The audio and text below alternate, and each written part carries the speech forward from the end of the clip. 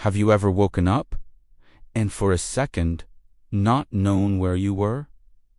Now, what if that feeling didn't go away? Imagine opening your eyes, not to the familiar glow of your phone, but to the dim, smoky light of a medieval hut. The air is thick with the smell of wood smoke, unwashed bodies, and something vaguely like manure. Outside, there's no hum of traffic, just the distant clang of a blacksmith's hammer and the crowing of a rooster. Welcome to the Middle Ages.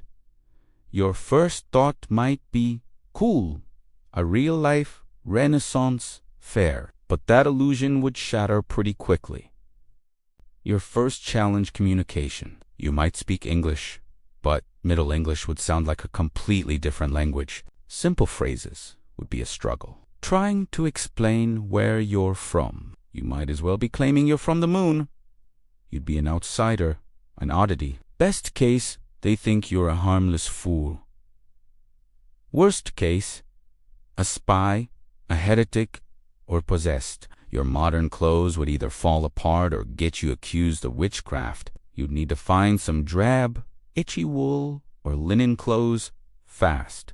Let's talk about your daily bread. Or, more likely, a coarse, gritty piece of something that vaguely resembles bread. Your diet would consist of potaja, kind of perpetual stew of whatever vegetables and grains are available day in and day out. Meat would be a rare luxury, and clean water. Even here. Most people drank weak beer or ale, known as small beer, because the fermentation process killed more germs than the often contaminated water from the local well or river. Your stomach, used to modern sanitized food, would be in for a world of hurt.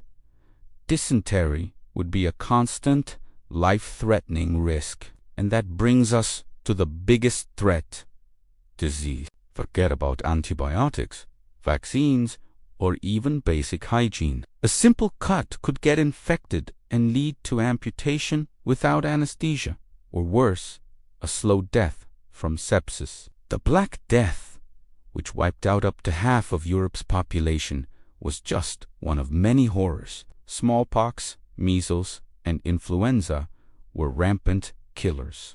A tooth? The local barber surgeon would yank it out with a pair of pliers.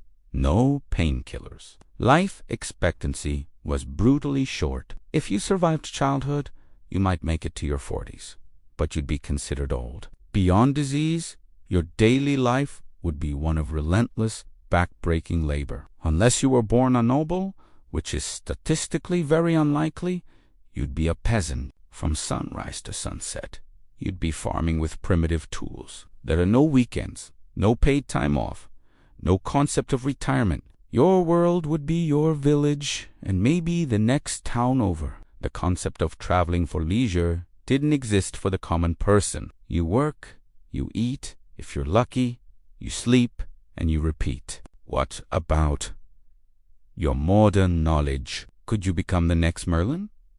Probably not. You might know the theory behind a steam engine or gunpowder, but could you actually build one from scratch? Could you find and refine sulfur, charcoal, and saltpeter in the correct proportions without blowing yourself up?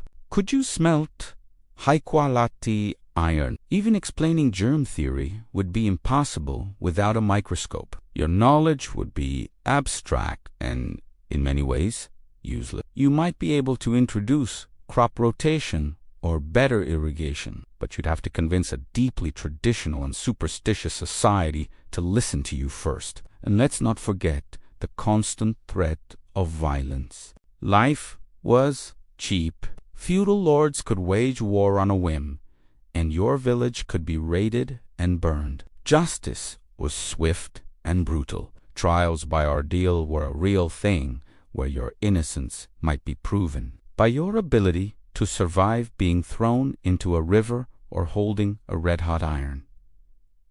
Social mobility was virtually non-existent. You were born into a class, and you died in that class, your life was not your own. It belonged to your Lord. The world would also feel incredibly dark and small. Without electric light, the night was absolute and terrifying, filled with imagined and sometimes real dangers. Your knowledge of the world would come from rumors, church, sermons, and traveling minstrels. Superstition governed everything. Every crop failure, every illness, every strange noise in the night could be blamed on witchcraft, demons, or the wrath of God. So, the next time you complain about your Wi-Fi being slow or your coffee not being hot enough, just take a moment. Imagine waking up in a world without sanitation, without medicine, without rights, and without hope for a better future. It gives you a whole new appreciation for the comforts and freedoms we so often take for granted. Our world isn't perfect, but compared to the harsh reality of the medieval era, it's a paradise we've all won the lottery to be born into. Thanks for watching. If you found this journey back in time interesting, give this video a like and subscribe for more what-if scenarios. See you next time.